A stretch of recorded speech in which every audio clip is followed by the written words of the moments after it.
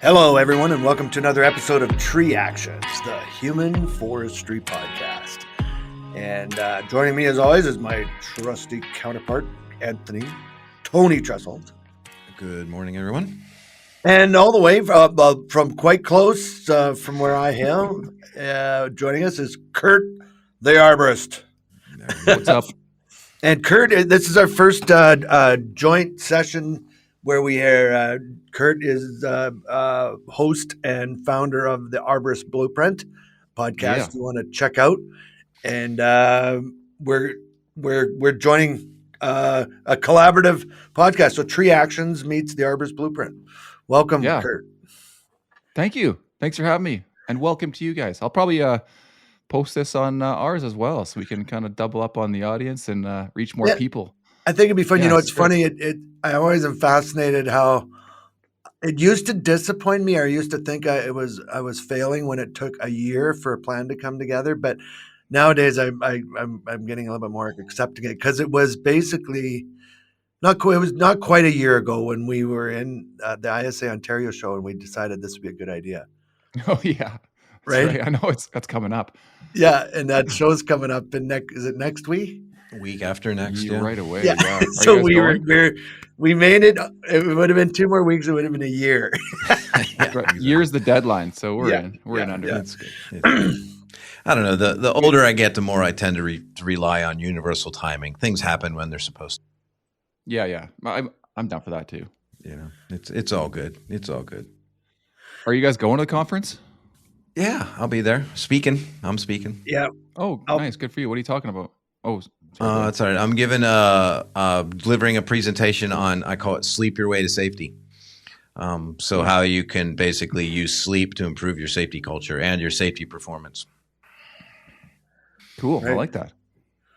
You're talking about like getting enough rest. Getting enough rest, yes. And then the detriment of not getting enough rest, and how it's the one thing. Well, you're gonna come see the talk, it's the one thing that, like, you don't have to spend any money at all, and you can vastly improve your sleep with some relatively, simple procedures. It takes some time, little and often over the long haul.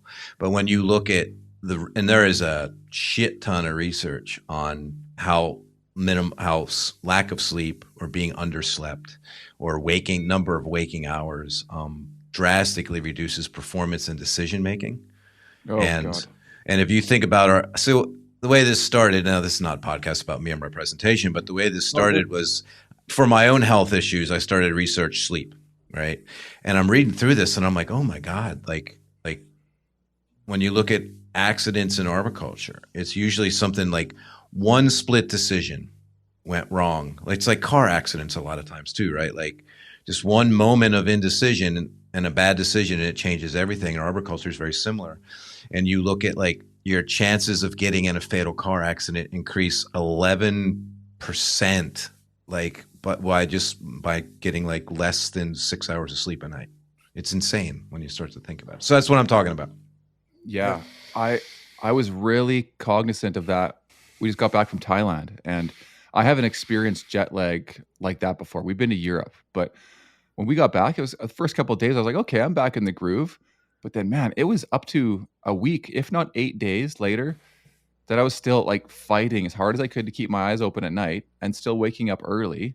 Mm-hmm. And I've just gotten over it like probably yesterday. But what I did notice during that week was the brain fog was insane. And if I wasn't paying such close attention to kind of like my thoughts and my productivity all of the time and analyzing that and trying to make improvements generally, I don't think I would have normally noticed. But like, wow, I tried to get back on business and doing things, and it was like I couldn't even function. I just felt dumb. I needed way more sleep. So I don't know how that relates, Anthony or Tony, whatever you want to call you. But no, it does. Call me either. Just don't call me late for dinner. Okay. Because Thailand, it's that far enough away. I remember when I traveled there. It's you can see why people from here don't typically choose to go there, whereas British people go there a lot, right? But it's not even close to the same travel trip. It's basically a 12-hour difference, right? You're almost a full 12 Yeah. hour off, right? Yeah. So like it's completely the opposite of the spectrum. It's about literally, I think it is 12 for us, isn't it, Kurt? I think it was 14. Where 12 or 13, yeah, 14 now Yeah. because of the time change. Yeah, it's wild. Well, we talked about it a couple of years ago, Dwayne, with one of our guests, how essentially, I think like air travel, I think it takes a One of couple our guests days. talked about It takes a couple days for your, I think for lack of a better term, it takes a couple days for your soul to catch up to your body. Yeah. Right. Okay. Yeah, that's what literally, they said. right? It was, like, yeah, their energy. It was a tribal belief, some tribe somewhere, and they still believe this. Like the faster you travel, and with modern traveling, you travel faster than your soul. So like it takes. Yeah. Your energy has to catch, like you're not in the space. You're not fully there, present. If you get there too quickly, you actually leave your soul behind. It's really quite an interesting concept. It's so crazy you're saying this because no one told me this, but I intuitively thought this a couple days in because I was having a hard time just grounding here. You know, I mean, I felt unsettled every single night. I was having dreams that were like in the landscape of like basically Thailand. Like we were away, we were still there. And I couldn't just get going. And I'm like, I feel like my soul is over there still and my body is here, like something weird like that. So I was like, you know, I'm not religious or anything, but I was like doing like a prayer and stuff and laying in bed. And I'm like, soul, please come back to my body. Please. I need to sleep. I need to get back to life here. Yeah. Yeah. Well, that's exactly the phenomenon that they speak of. I can't remember our guest on that show, Tony, who said that. He's a good friend of yours. I can't remember his name. We had him on the podcast I think it was with no actually, name. It was a podcast with no name. It was Dennis. Is that what it was? Yeah, it was Dennis. Yeah. Who said that? Because Tony has another podcast, by the way, everyone, in case we've never done this before. It's not very active. But Tim and I haven't done anything for a while. He's a hard man to catch up with. It's a podcast yet to be named, and that's its name. Mm-hmm. Yeah. Oh, okay. That's its name. The podcast. What are you talking about? The weird things like this and everything. Actually, a good friend, another friend in Arborist, Tim Reynolds. I don't know if you know Tim and I. We kind of started it as just something. We're sitting around, and Tim's like, "I've always wanted to do a podcast." I'm like, "Yeah, let's do it." And ironically, we had Dwayne on as a guest, right? This is and Dwayne, and you enjoyed it so much, Dwayne. You came back a couple times, and then it was really the genesis for this. You saying, "Hey, Tony, let's do this podcast," and it was good. Here's a little public service announcement for you, though, like because I experimented with it. There's a great app called Time Shifter. And what it does is you enter. So if you're going to do a long distance travel like Thailand's, and I did it last year when I went to Germany to present at the German Tree Care Conference, which is a 6-hour time difference for me. So what you do is you enter your flight data and everything, return flights and everything. And it basically lays out a little plan for you and a sleep schedule like 3 days prior. And then when you get there, it's really cool. Like you get one trip free and then you have to pay for it. So I did the free trip. So I left and was in Germany. It's a 6-hour time difference for me. So it's 6 hours forward from East Coast time. And when I got to Germany, I was 95% accurate, 90 to 95 with what they wanted me to do. It's like when you can drink caffeine, when you should sleep, when you should nap on the flight. When I got there, I had very, very little jet lag. Very little. I felt like the worst was it felt just like end of a long work day. And I got one good night's sleep and I was great. And then when I came home, which in my experience is always worse for me, coming back onto you follow it again and I had very, very little jet lag. So if you do that kind of things that time, there's it's viewing sunlight, circadian rhythms and stuff like that. It was really cool. It's a great app if you do that a lot. You take melatonin and stuff or anything like that too? No, this is pretty much, it has a lot to do with viewing sunlight or simulated sunlight, bright overhead light to set your circadian rhythm. Because a lot of what happens, like it has to be morning sunlight because the sun's lower on the horizon than normal. So your eye is a lens. So it enters at the top of your lens and then gets reflected down. It's how you're this super chiasmatic nucleus, your internal clock resets. Jesus, you know a lot about this stuff. I did a deep dive on this one. I've been doing a talk, right? So, right on. But it's not hard to do. There's no drugs involved. You can do some melatonin and things like that. I typically don't. It's you manipulate sleep, you manipulate caffeine, and you manipulate daylight exposure. Well, you did. What about a happy light? There is some drugs there. I got a happy light beside me. I was thinking of doing that, but I mean, I never even thought about the angle of it. Or it has to be the angle of it, right? So it's you get sunlight or simulated morning sunlight. It works really well. I would highly recommend it if you're traveling a lot. Remiss, our guests are probably wondering why Tony's is so energetic, and I think we'd be remiss in not reminding everyone that he is coming off an incredible high as a Philadelphia Eagles fan. Oh, absolutely. In our world, this podcast will publish after the Super Bowl, but the Super Bowl was last night, and those of you that know, well, if you're an Eagles fan, that's why Tony's particularly spunky today. Yeah, that's that, and the amount Tony's of caffeine. Pretty quiet. Well, yeah, it's that, the amount of caffeine, and the fact that my computer pissed me off, so I'm just a little bit angry today. So just computer troubles this morning, and combined with the Eagles win.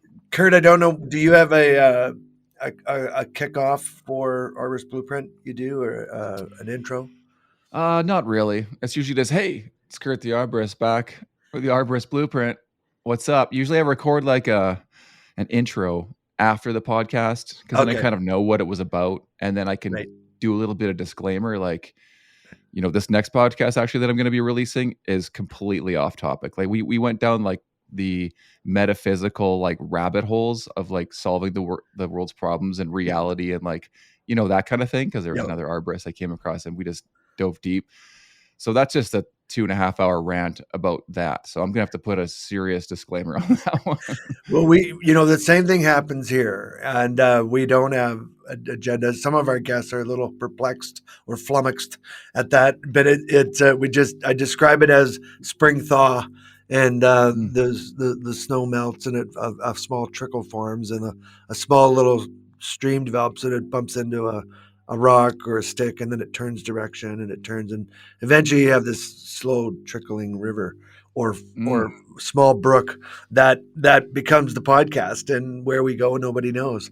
But the one thing we do is ask everyone one question, and that question is this: if you could share with us the first time that you recall experiencing a memorable connection to either a tree or trees, wherever and however that was in your life.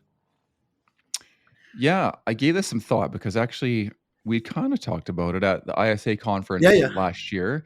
And you asked me that. It was hard to come up with an answer for me originally. So I've given it some thought since then. I'm like, man, I should have picked a different tree, or a different story.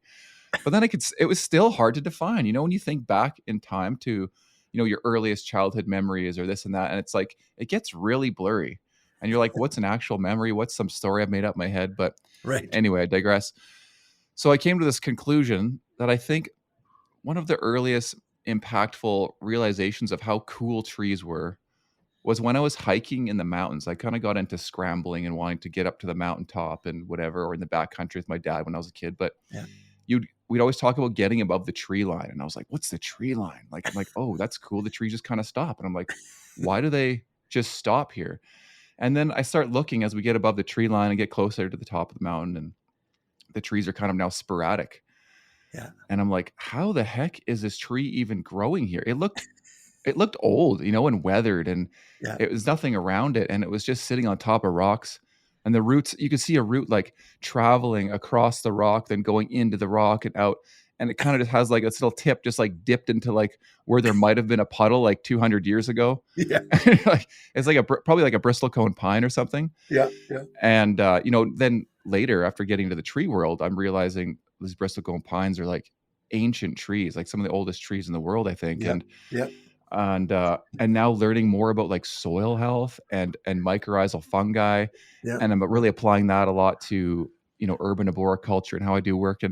But then I go hiking again and I see these pines up there, and I'm like, there's no connection here. Or is there? Like, what am I missing?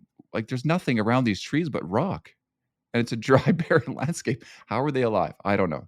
Maybe you know more about that. Like, what is those associations do exist up there, and there's little micro pockets, and even the lichens, and there's there's little rock dwelling vermin up there that feed on and deposit organic material, and the duff and there's enough that they sustain. And I don't know that anyone's done a deep dive in how far those roots actually go and where they actually go, but they'll, Right. if you were to dig around, you'd probably cause, wouldn't be necessarily great for the tree to try to discover where all those roots are, but you might be surprised what you would find down in those deep crevices, like pockets of organic environment that, and I get really fascinated is in the Highwood Pass. When you were talking, I was thinking about that because there the nunataks are there. They're tree mountaintops. Now there isn't trees up there, but there is lichens and other small plants that what they claim is they were never covered in the ice age. Like those mountain peaks have never, so they were never scraped over with ice. Right. And you can So hike up different there. ecosystem. Yeah, and they've never. So they like when the ice age occurred and the flood or whatever all that was, like those peaks never were covered. They claim, and it's where the Highwood Pass is in the Kananaskis. Yeah, I've been up there a few times. It's pretty wild. If you read their interpretive sign there, it talks about that, and I was just like, holy crap. Oh, cool. Like, and I don't know how those things lived. I don't know how long the ice age was, but it sounds like it lasted a while.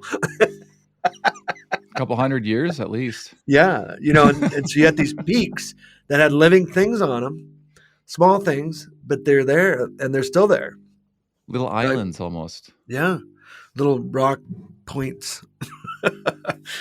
Cool. I think there's so much about how things derive their energy and their life from in that whole interactive process, that we don't still have yet to try to understand or may never well, so much left to understand about plant intelligence.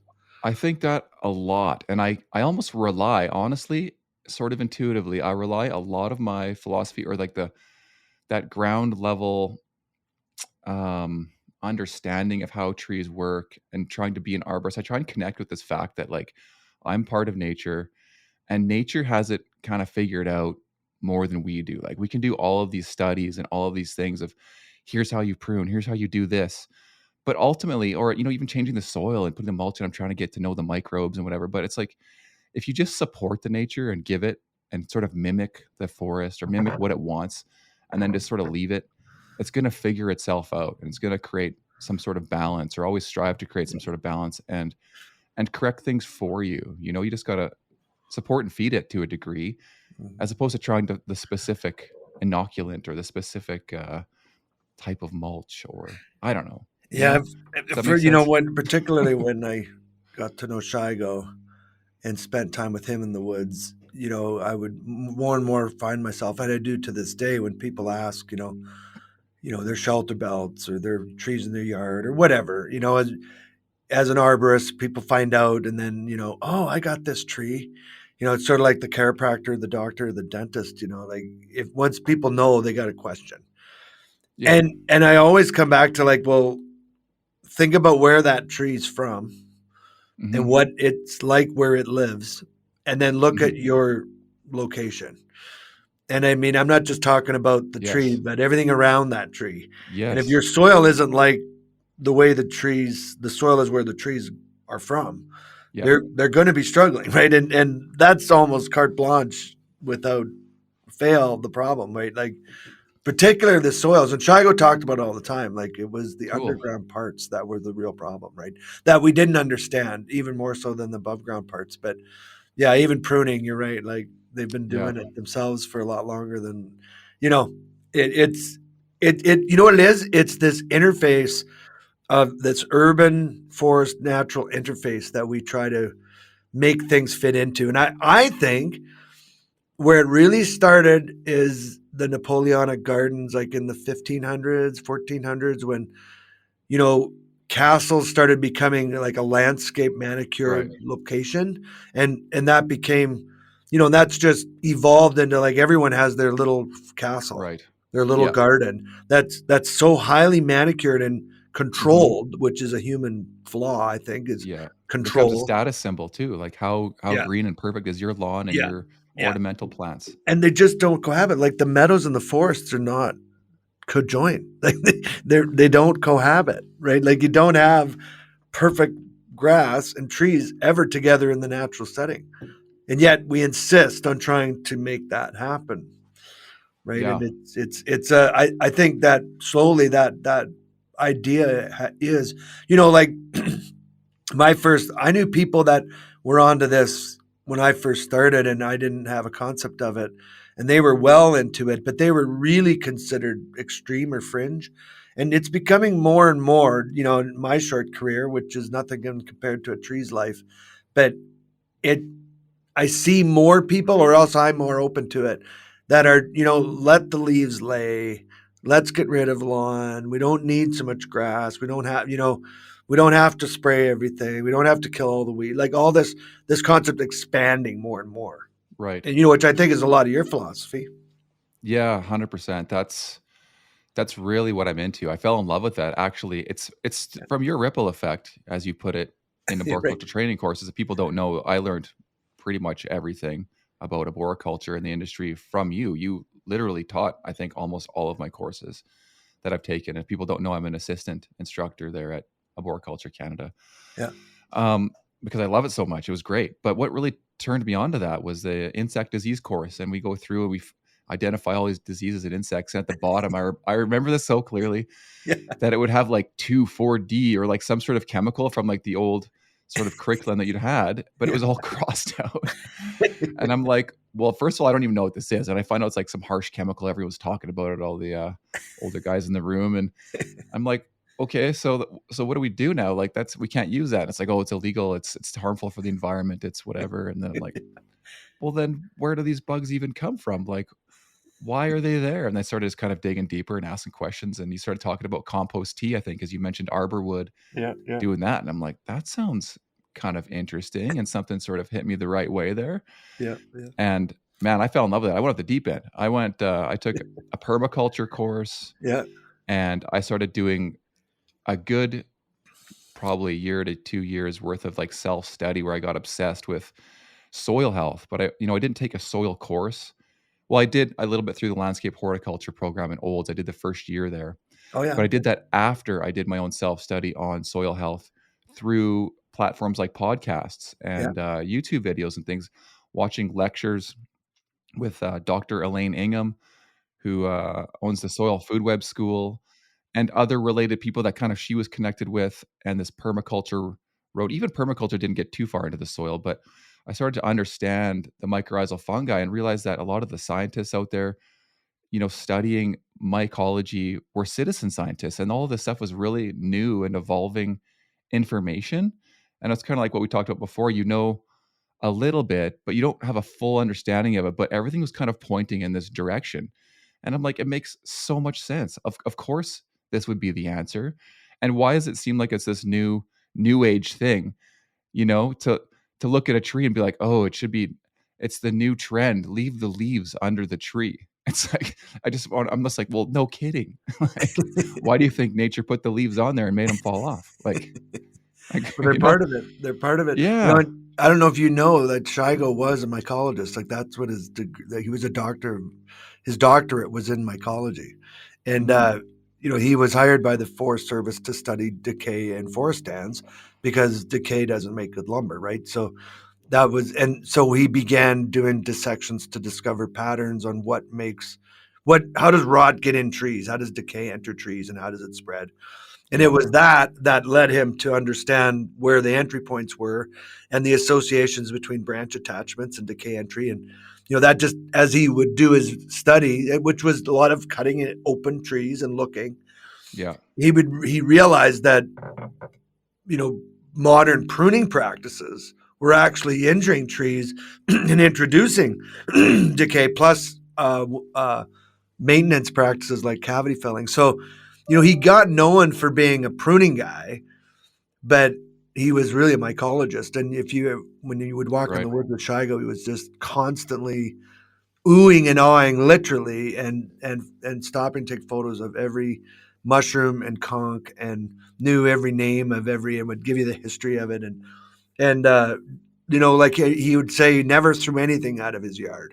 Everything would stay and be composted and put back. He said, we got to leave things, Yeah. He definitely had that philosophy. And if you didn't get to know him, even his books, he didn't write about that as much because the pruning thing kind of, once he mentioned about pruning paint and we didn't need it anymore. And he got vaulted into a stratosphere of godlike status because he could get rid of paint and tar on trees, which That's every his claim to arborist fame, hey? loved, right? Yeah, but you know, never. They say never quick is such a long-standing tradition been so quickly abandoned, and Yeah. so he kind of became famous for that. But his real love was the soil and the Mm-hmm. fungus. You know, you said it. I don't know if it was Shigo that quipped. He would quip it, but I don't know if he had postulated it. But he said it's arguable. Like, is fungus is fungus the extension of a tree, or are trees woody extension of fungus? Mm-hmm. Yeah, and I think it needs to be looked at both ways, because I think this is part of the problem is when, as arborists, especially, like our job is trees. So we go to the yard and we look at the tree. We don't Yeah. even look at some of the grasses and the shrubs and whatever, that the fact that the weed man's been there and he's sprayed and whatever. And it's just like, I'm all tree, baby. That's it, you know? And we think of it as like the keystone, like this is the big deal here. But really, it has, I think, no more importance necessarily than the tiny little weed that's just starting to grow along the crack of the sidewalk and the grass. Yeah. But why is that there? That tells you a story as well of what kind of what's going on. And we definitely need to, I think, or we could improve the way we approach trees in arboriculture by looking at things more holistically and almost, I don't want to say working with landscapers, but there's a, you know what I mean? Like there's two Yeah, separate absolutely. jobs there going on, and we're doing the same thing that affect each other. It's kind of Yeah. it's kind of strange, Yeah, well, it was the concept of the landscape gardener, now the landscape horticulturist program, which is, everything. It covers it all, and the idea was that, that they're all connected, but for some reason, and it seems to be not just our industry, like it happens in carpentry and electrician work, and you got the tile guys, you got the drywallers, you got the framers. We tend to find specialties within, but it's best when everyone understands each role and how it fits together. And I think right? that's an art that maybe has not yet, and certainly not with the architects, the designers, even, right? Like, Yeah, because you look at that's where a lot of it starts, right? We yeah. inherit this landscape that was designed and overplanted and misplanted, and and I think it even goes further than that, because it goes back to the design of the suburb or the suburbia, right? Like, let's strip all Hmm. the good shit. Anything that was there gets demoed. So you've got living established. I remember in Calgary on Signal Hill. We were contracted, as I was working at Tree Service, and it was a clear this. It was a couple acres of everything had to go leveled, and then they just want to deal with the wood because they're just going to bulldoze it, and they didn't want to have to deal with all the branches, right? So we were Hmm. just felling and chipping. Well, embedded in this was the old Haddock tree nursery. I come to find out later. So this Oh, was a tree nursery. It's been sold and abandoned. The city's now annexed this property. It's going to become it's now a neighborhood. We'd had beautiful, mature Ohio buckeyes and these rare species of trees that were thriving in amongst all these caraganas that had grown up around it. It had just been abandoned. And these were trees that are difficult to grow and rare and coveted. And we were just there to clear cut them. So we couldn't help ourselves. We talked to a couple of the excavator guys and had some dug out with backhoes and kept as much roots. And we did transplant a few around town. But cool. the whole thing was demoed, all the topsoil, everything good. And there was some really great soil there in that nursery site. Oh, I bet. It was all leveled off, peeled off, piled away to clay. And then the houses are built, and then you bring back the small little layer. Like that already is part of our problem, right? Like that Hmm. already has totally Huge. destroyed what benefit could have been there, right? So Yeah. how far back or how far down does the rabbit hole go? You got to really wonder. Yeah. And then you kind of made me think too of like nurseries. And that's part of the issue too is, I mean, they're a business and they're growing trees that are probably going to be favored on ones that are quicker, are going to be a little healthier, or they try and hybridize them and change them up. And the shopping list for developments or people in general is just only so long. And it doesn't include all of the diversity that we probably should have. And nobody wants to pay 3 times as much for a tree that's difficult to propagate. But so then we've kind of gotten down this paradigm of only having, 4 different trees in Cochrane, for example, just Yeah. over and over and over again. And it's like, why is there black knot all over town? You got to prune it out. Like, we can prune it out. That's pretty reactive, though. Why don't we start thinking about Yeah. how we're going to change this? It's a big topic, and it yeah it yeah I it's not an easy fix, but like No. how far back do you go to begin? Like, and I think that's really ultimately almost where you'd have to kind of start. But I don't know. Yeah, it's you go full circle. And Yeah. I think some of this thought process too made me think of when we're looking at the yard and the trees and changing our view on things and understanding that the death is part of the life. Like you said, Shigo was in the forest and he was, amazed or mesmerized by all this different fungi and these probably different infections and which Mhm. ones are good, which ones are bad. And I mean, Absolutely. we label them good and bad, honestly. Yeah. And those fungi all have a purpose, and there's more than we probably even understand. Different species of fungi, and or even not just fungi kingdom, but other kingdoms of life, Yep. and they're just as important by bringing the tree down and decaying it as it is growing a tree, right? But then we got to find this balance because now we've taken a tree out of its natural environment where it can't have its own balance and inputs by nature because we've put it into an urban setting, and now we're losing that decay where we can't have it there. People aren't going to let trees just rot in their yard. So Nope. then now we have to look and intervene as humans to replace that, and I Yeah. don't know how we create this marriage between our interceptions, sorry for the pun, and what the tree wants. I was just talking to Mark Chisholm there recently, and he made this clip kind of came up, and he made this comment of like, we're trying to build this marriage between what the homeowner wants and what the tree wants. And I think more too often we're just doing what the homeowner wants. We're being little tree slaves, for the money. But maybe we should be more advocates for the tree and just provide that perspective and educate, which is hard to do if you don't understand the material in the first place. So it's not like to put blame on people, but I think there's just a lack of awareness and understanding of how these things naturally grow, Yeah. Well, I always said, like, going right when I first started teaching at the college, I would talk about how arboriculture, the care of trees, but it's also the care of the people that own it, like blending what the people want with Mhm. what the tree needs or wants. Like, and that is very arrogant even to say in and of itself, but I always tried to impart to students the obligation we have to make that connection. Like, you can't just, if you just do, what the tree wants. No, we're not doing that. Are you stupid? That's bad for the tree. Like, that's not really good for the person, or it's certainly not good for business. But there are lines, like, we would have lines like we wouldn't top a tree.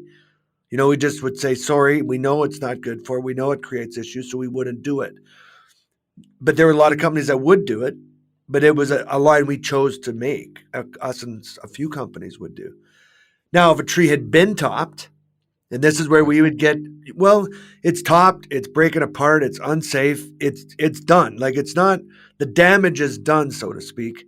There is a Right. restorative process, and there's ways, you have to, and so we would try to create or prune trees and, in essence, retop them, like, carefully, less hard, stress them less, but just to try to create, like, instead of saying, look, your tree's screwed, kill it, plant the new one, but they're 60 years old and it took 40 years for the tree to get that big.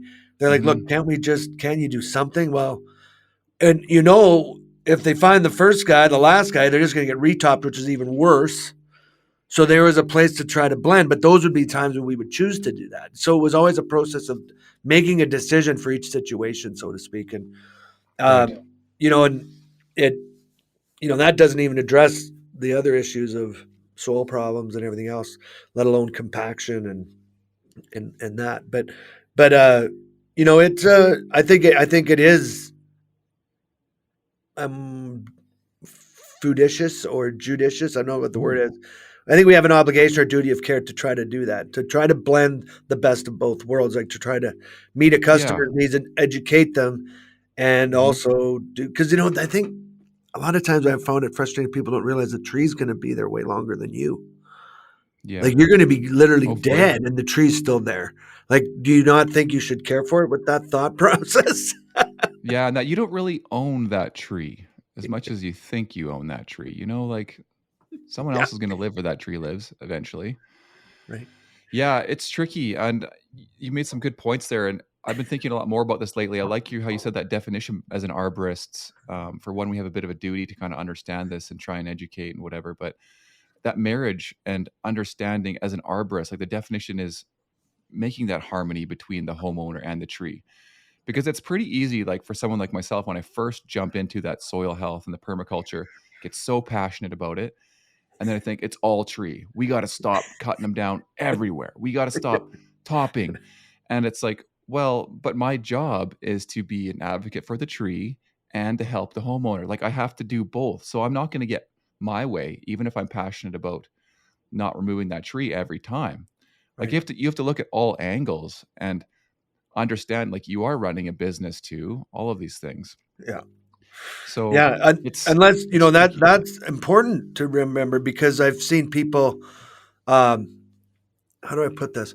There seems to be, probably it's because arborists are pretty active and relatively fit, because of our activity. And there's a lot of arborists that have very professionally employed partners, that make enough money that they don't really need to be an arborist, but they are.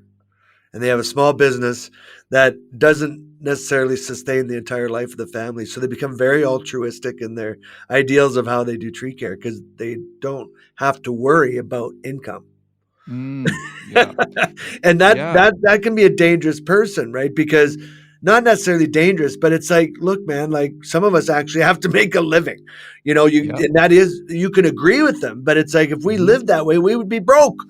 And Yeah. you don't understand because you're not broke. Right. You're not gonna be broke because you say, Yeah. no, we're not doing that. I'm not doing that. And that's what you're talking about right now. And it's important, I think, to be sensitive to people where they're at, and trees, and where they're at. Like Mhm. it is that sensitivity or awareness. I don't know what the word is. Yeah, and I think people need to give themselves a break too and realize that their opinions and their mindsets are going to change, and that's a good thing.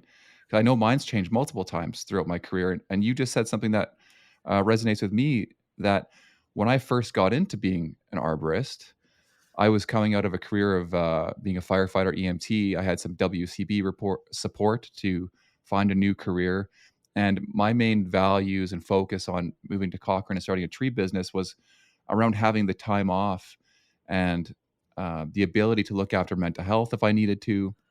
So having a tree business was kind of like a little side hustle. We'll see how it goes. And Right. I could pick and choose, right? I only had my little trailer. It was just me. I could be one-on-one with the client and just prune or Yeah. not do a removal if I didn't want to, like, because the money wasn't the driving force at the time, right? Right. But as time goes on, even though my perspective has changed in a lot of different ways, like for example, I just got my chipper back from Rod at Precise Pruning, Yeah. which, by the way, shout out, find a guy that can fix chippers. He was awesome. He overhauled my whole thing. It was so great. Nice. So, but I don't have to worry about that anymore. But still, that cost me like $5,000. Like it needed a lot. And I just ordered a truck from Andre at Groundhog. Shout out to him. He's building me a whole chipper box. So it's like, as much as I say, like, don't go down this paradigm of getting a chipper and you know, chasing these tree removals, like I needed that equipment though just to keep a regular tree business going, because if I want to have employees Yeah. and I don't want to be on the tools all the time, Yeah. I need to have enough work to keep these employees interested in actually working for me, Yeah. which means I need bigger equipment. But now that I have this bigger equipment, I need to make some money. There's a little bit of stress there. So now it's like, am I going to say no to that removal like I did a few years ago? And let the next guy do it? Or am I going to just do it and try and educate the client and maybe replant something, hopefully? Yeah. Like it does depend. It does. And I think it's Yeah. important to try to keep that in mind, like be sensitive to that, right? And where people are Yeah. at. Like it is but I mean, I've been guilty of it myself. I think we all have been, right? And I think the older you get, the more it's easier to understand that. But well, Tony, you've been silent through this, and your family runs a tree business, and how is this all resonating with you? Yeah, it makes a lot of sense. I mean, I can certainly empathize with the fact that, sometimes you just have to pay the bills. Um, I think you certainly draw lines. There's been tree removals that we've turned down, the beautiful oak tree with significant historical, cultural, and community value, and somebody wants it down because it put acorns in their gutters. It's like, I'm not doing that one. One, it's just bad publicity. And two, it's just, the sad part about that is if I say no, somebody will eventually say yes. Oh, that's the hard part. Yeah.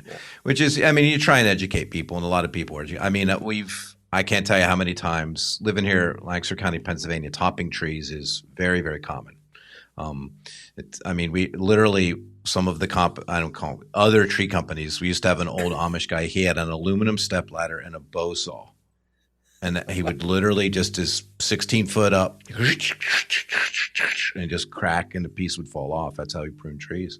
We've literally, talked with clients, maple trees, whatever, talked them in. No, they just want it topped. Like, no, you don't want it topped. And then we do a great pruning job. It looks great. And then I drive by it 2 years later, somebody topped it. It's like, I just want to beat your head again. So I guess you have to kind of learn to accept it to an extent. And it is tough. I think one of the major things, and all your points about, the trees and as a holistic and part of it's too, I think a point that a lot of people miss is trees are can't think of a tree that likes to live or is beneficial in any type of isolation. And we tend to isolate trees into our yard or our tree, or when it's the neighborhood's tree, right? Like that beautiful oak tree in, Mrs. Smith's backyard. The root zone is certainly out of her property, right? The canopy, the shade it casts, the birds that fly through it and nest there, it's all part of the whole. The pollinators, yeah. Exactly. So I think if we can start to see the urban forest for what it truly, that's a term that gets bantered around a lot, but I think we focus on the urban and not the forest part. And I think if we start to look at it more as a forest of urban trees, right, I think that we can start to make some big differences. And this was something, I have a bunch of silver maples in my yard, and silver maples aren't the best tree ever, but they're what I got, right? So what came with the house. And I have a nice large one, multi-stem in the backyard, and it's got 7 cables in it because it's a silver maple tree. And just recently, and we get verticillium wilt here a great deal, right? And so maples struggle. But what I noticed is there's a lot, and it was mostly a vacant lot off the back. And it adjoins my property, but long story short, some guy comes in, buys property, just cuts every tree down, right? It looks like a helicopter crash back there. Like, it's just terrible. And over the course of this, I've noticed my own tree declining, right? And my own tree starting to take more damage. And I think some of it is the trees that he cut down were prevailing wind sides. So now my tree, and I say my tree in isolation, the tree in my backyard, is experiencing different forces, right? It's not getting the chemical and warning signals it might have gotten from other trees that obviously their root zones connect. And it's like, I'm not saying my tree's lonely, but if you want to anthropomorphize, I think my tree's lonely, right? Like, all its friends are gone. Somebody cut them all down, right? And and that's just an analogy way of saying, I think that all the other things, soil, all that, vitally important. But I think we have to start seeing trees as less than isolation. Like, I can't think of any place in the world where a tree's meant to grow just one tree right there, right? The closest you could come is maybe a desert or arid, but that was like one of my favorite authors, Edward Abbey, said, he loved the Southwest of the United States because it's where all the plants grow at a reasonable distance from each other. So. Well, Chicago always said trees didn't come in singles; they came in groups, right? They come in groups. They're called forests. And I while you guys were talking about this, or Tony, you were talking about this, the concept of tree actions in the human forest. Isn't it? I just popped into my brain, like, trees really are something that, definitely people claim their own, but really benefits the neighborhood. Like, people appreciate and look at the trees as a group. And, you don't, when you look down a street of, elms, for example, that create that corridor, it's a scenic view that everyone appreciates that drives down there. And it's made up of individual trees, but they're really all a group of trees. And, imagine if we could start thinking of ourselves like that in those individual homes and our branches energies connecting, you know, like Mm-hmm. are the trees just trying to show us what community really is, right? And Yeah. you know that you have these, you know, all the windows have eyes, but you know there's not a lot of ears, sharing of voices and ears. you know, you know, these community groups that like everybody knows what's going on and they'll post on a website, you know, that there's been a car parked for abnormal amount of hours across the house across the street, but no one ever goes out. It's just online. Everyone's talking about it. You know, this is, but Yeah, you I know, think there's like benefit there. taking the model beyond the tree model into the human model, you know, into where are our roots and where's our mycorrhiza and where's our, well, like, cause our connections run deep too. Right. And nurturing those as well. And then bringing that right into the whole thing. The yard, human forest, as you say, hey? Yeah. Yeah.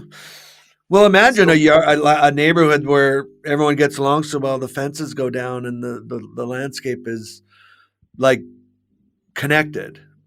Could you imagine? I mean, I think there's probably a few. Every once in a while, you have a neighbor or two that'll do that. You know, like I've had clients where it's like, oh, they got rid of the fence and they the backyard's one, and their pets get along, and they just, you know, until rare, one of them dies, it's just the way it'll be, maybe, right? But that doesn't happen that often. We tend to like our little space, right? Yeah, and there's something there. So I can share a little story about this from Thailand. And like tonight, I have a Toastmasters meeting, which I recommend, and it kind of ties in nicely with Train the Trainer. Oh yeah. Although Absolutely. I'm going to give Train the Trainer credit.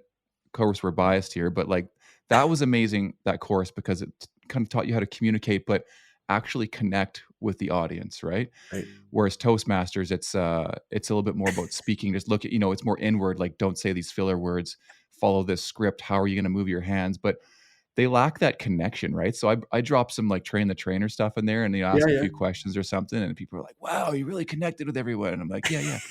Anyways, that was a bit of a side story, but I'm going there tonight, and I'm doing the speech, right? And my speech is on. They want to hear something about Thailand, so I'm like, "Well, what did I kind of learn and observe in Thailand?" And one of the big things I learned there was that there was and of course this is through a tourist's perspective, but I tried to analyze people's behaviors and how they interacted in their environments. So, you know, whether they're cab drivers or they worked at the local, you know, engine shop or whatever it was, right? Not just like tour guides and places where they want your money, but anyway, there's a certain level of happiness and lack of stress that we kind of carry here, and the individualism here. So my speech tonight's about like the unity or collectivism, I forget the title of it, versus like the separation that we have here. And it kind of ties into everything, whether, I don't want to go down these rabbit holes, but too far, but you can see even like religion or gender or all these different things.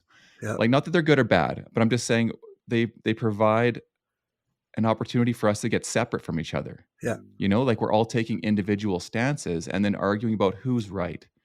But you go to Thailand, and not saying again it's good or bad there. There's a lot of problems, I think, as well. But I mean, they have a king who's been empowered year after year or generation after generation. So it's one single unified leader. Again, not saying it's good or bad, but it does bring everyone together. You know, they have a common bond between like Buddhism. Like, I think pretty much everyone is Buddhist, so they're all on the same page. Yeah.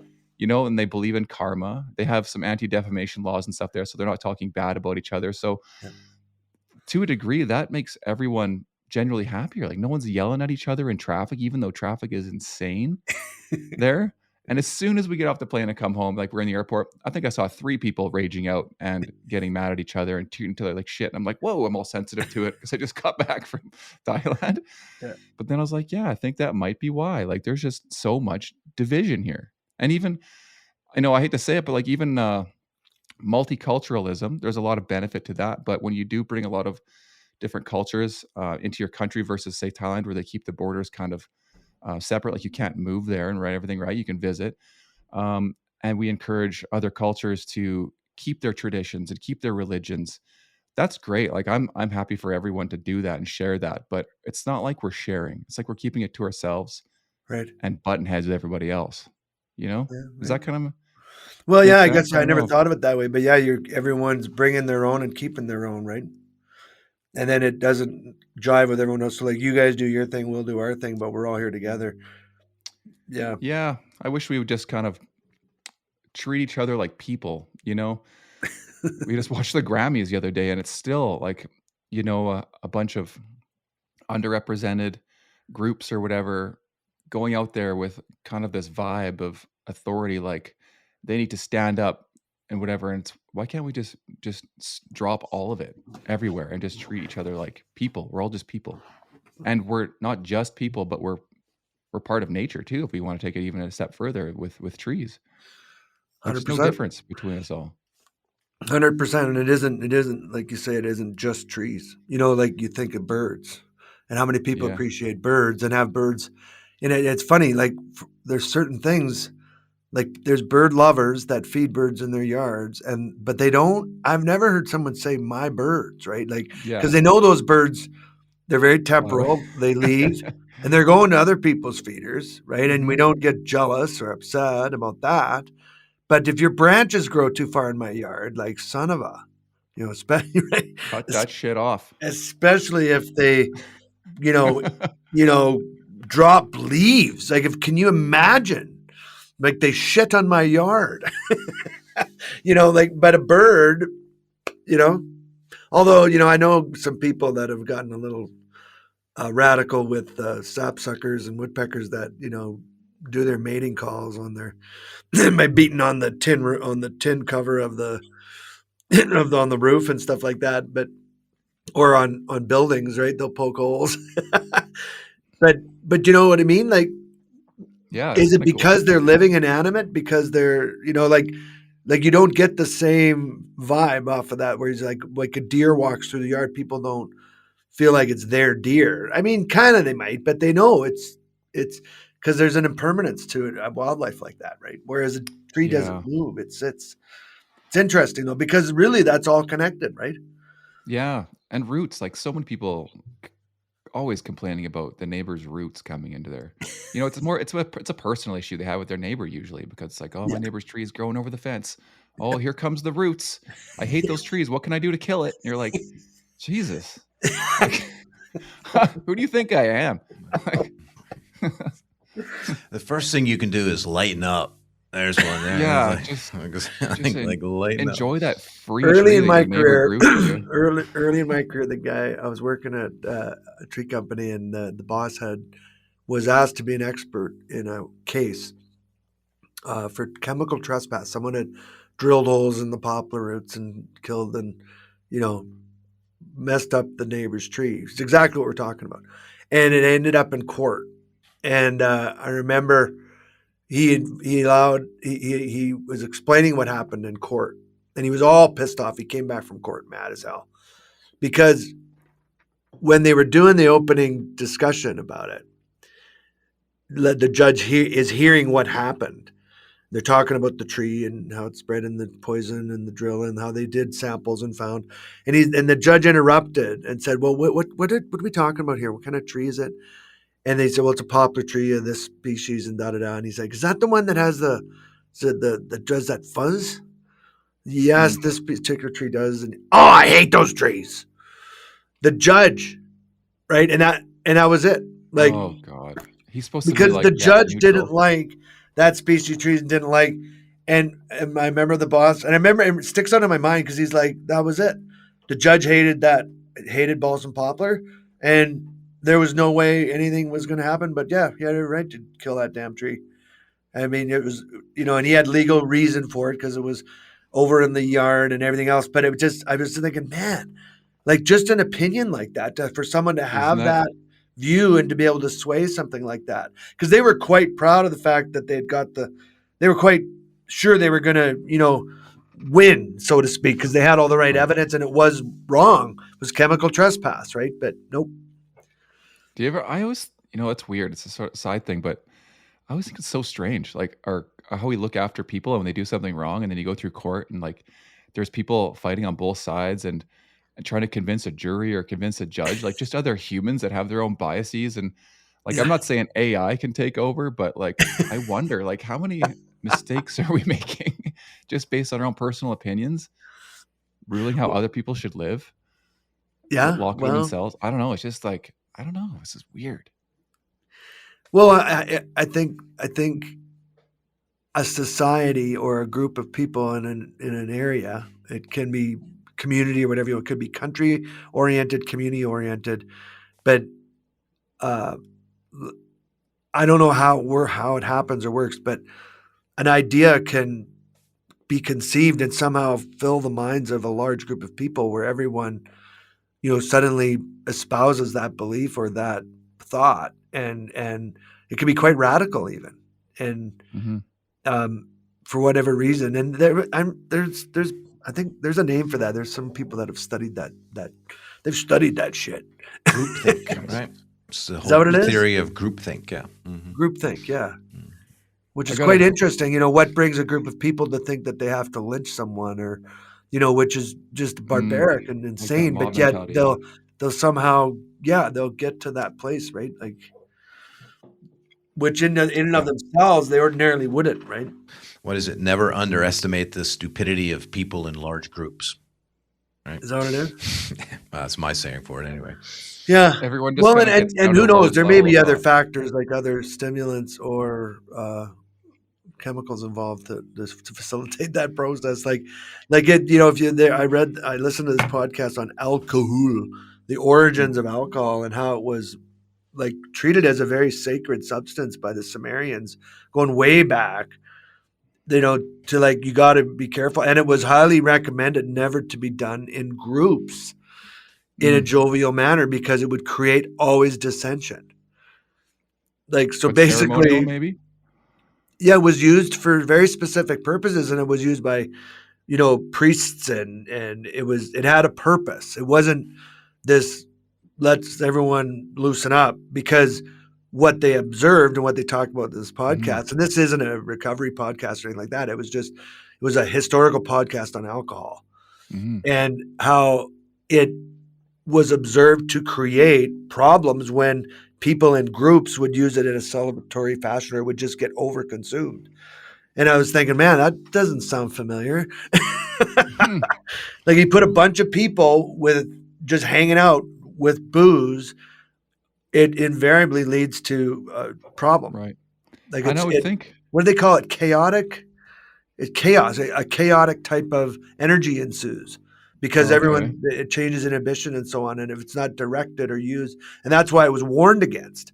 And that was part of what they're saying. Like, in today's day and age, it doesn't have to carry that caution anymore. But I feel like maybe it does I was just organically offering to that you. up as a reason why maybe groups enter into this mob mentality, right? Maybe there's other influences at times. Yeah.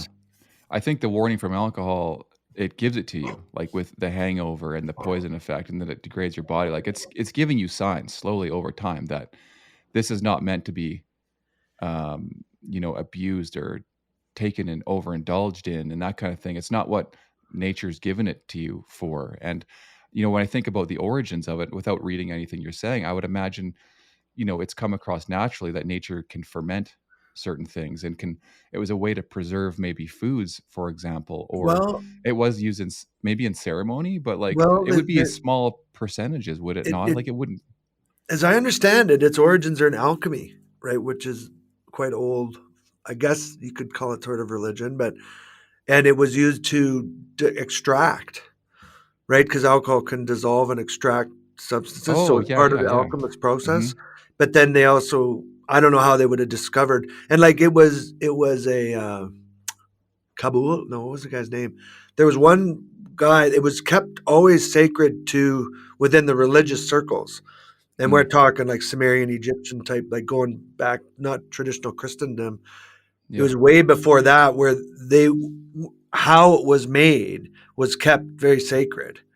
And then one guy published how it was made, and that's what started kind of the renaissance of people say, "Oh, this is how you do it," and it became kind of more mainstream. Whereas today, it's like, like with my group, it's just a lot of people know how to make it, right? It's kind of like synthesized or been, literally distilled down to its essential inebriating qualities. Whereas when something's treated, I think, with a bit of a ceremonial or sacred type perspective, and it's treated with a different intention, I think you Right. achieve a different result. And I Exactly. think even back then, like or even like people in Peru that make chicha, for example, out of Yeah. corn, and they chew it, and the enzymes in their mouth break it down and whatever. Yeah. They contain probably a lot of not necessarily just pure negative consequences from alcohol, but there's other microbiology and yeasts and Yeah. different things in there that can be, like the brewer's yeast is beneficial Yeah. for some part of your body. But nowadays, if you distill something down into a vodka, you've taken all of the life out of it, all of the spirit, essentially, which is hilarious that we call it spirits. Well, but that's why they You know? call it spirits, right? It was called spirits because it gave you a sense of enlightenment. Like it would, Mhm. gave you a feeling of connection to the spiritual realm.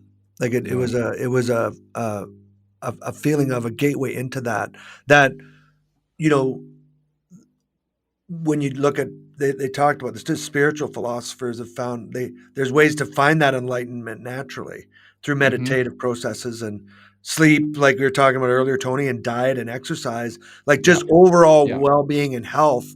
Mhm. You find that spiritual connection, whereas a spirit ingested can give you a glimpse into that, but it's not a reality glimpse. It's like a perception into it, but it's not real. And it just talks about that. That was one of the reasons it was given the name spirits. Yeah. No, 'Cause you that's get a cool. I different love feeling. Like all it that. changes how you feel, right? It's Yeah. mind altering, right? But it's not meant to be permanent. It's meant to be just That's right. Right. a short-lived thing. And if you Yeah. look at it with good intention and take the goods out of it and work on that, like I contemplate this a lot, and I think everything we do in our own perception of reality all distills down, another pun, sorry, Yeah. comes right, I get distract myself with those all the time. Everything just starts with the intention. Yeah. And not like, what you wrote down, but like your true intention. Right. Like your borderline subconscious. What are you really wanting out of this? What is really going on? And you can create your whole reality around you, like as if you're an avatar in a video game based on where your true intention lies. Well, now we're into what is reality, right? Oh God, we're back on the last podcast I did. Jesus. Kurt, you must be subliminally doing this because I think you mentioned your last podcast went into the esoteric realm of weirdness. I just throw out a little bit there. Oh, I know Tony could probably go for hours too on this stuff, but well, I'm curious, Tony, what are you processing? What are you distilling out of this? He's so wise and just listening. I don't know. I don't know. I don't have nothing. Yeah, it just is what it is, Mm-hmm. There is. I got a question now. I don't know. There's so many ways you could take it, right? I think for different people, it's different things. But for a while there, one of the traditions that like we do with friends for a long time was used to make our own mead, which is you're basically distilling honey, and it was always kind of fun to sit around on a winter afternoon outside, because we'd always do it outside because we do gallons at a time, and do something that humanity's been doing for 9,000 years. There was something about the tradition of it that was kind of cool, and then traditions that go into it, and there's a lot to go in, like anything outside of moderation, the Stoic belief, like all things in moderation can be said about so many things, and then you can look at it from the tree perspective as well too, right? One of my favorite quotes about nature, I can't remember who did it, is nature's never in a rush, but everything gets done, right?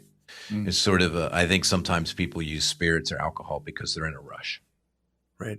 They're trying to get someplace faster than maybe they would get there normally, and you can read into that however you want, physically, mentally, spiritually, however you want. So I think that a lot of times in my life when I've chemical trespassed, to reframe a word there, it's because I was in a rush for some reason, right? Either a rush to calm down, a rush to understand, a rush I don't know. Sometimes it was, the 3 days in Spain, that might have just been peer pressure, but I don't remember those. But yeah, so I think there's a lot of ways to look at it. I think you have to come up with your own message along the side. Yeah. That makes a lot of sense. And that makes me think of, I came up with my own quote actually one day, because I've been, feeling some of those struggles of, what's this all about, right? This life and everything. And always back and forth, trying to kind of figure it out, navigate it in a bit of that rush, as you mentioned, right? So I came up with this quote when I was feeling a little bit sort of down, but it's looking forward to getting where I already am. You know, like we're already here. Like where are you going? And I wish I could just convince myself of this. You know, intellectually, it's so simple, but It's to like actually Jim embody the fact Carrey. that this is it. Like It's it's like the Jim Carrey. experience. It reminds me of Jim Carrey. I saw him doing a speech, and he said he was getting an Emmy or some award, and he says, "I'm not just Jim Carrey. I'm gonna go to bed tonight, Jim Carrey, 2-time Emmy Award winner." But that's not all I do. I'm not just Jim Carrey, because tomorrow night I'm going to be going to bed thinking I'm Jim Carrey needing to be 3-time Emmy Award winner, because then I would finally be enough. Because then I could stop searching. Yeah. Like it's like, but then you get the this third time, one. well, I can relate to that, right? Like, No, I at need what 4. point do you need to Yeah. keep, like, you know what I mean? Yeah, I know. But I got some questions for you guys. I wanted to ask, well, at least one, but more along the lines of like, you guys are wise arborist dudes, right? And I don't know. Like you just, you could Well, I interpret that many ways. So yeah, you've seen trees and the industry like longer than I have, right? I'm kind of in the middle now. I'm starting to feel old. My back hurts. But Dwayne, you just like retired essentially from Arboriculture Canada, yeah? Yeah. Kind of, yeah. Kind of, yeah. I know you're probably still involved, whatever, but Yeah. you know, you built this school. You were I've been told, one of the first arborists in Alberta, you know, among a few other people that are kind of still around, but they're sort of around that retirement age where they're just going to kind of move on, I think, and maybe just have their influences here and there. But how has arboriculture changed over the years? Like, what was it like when you guys first started, and like what was good or bad then compared to now, and like where do you think it's going? Like what have you seen? And are you happy with kind of how it's been and your influence on it?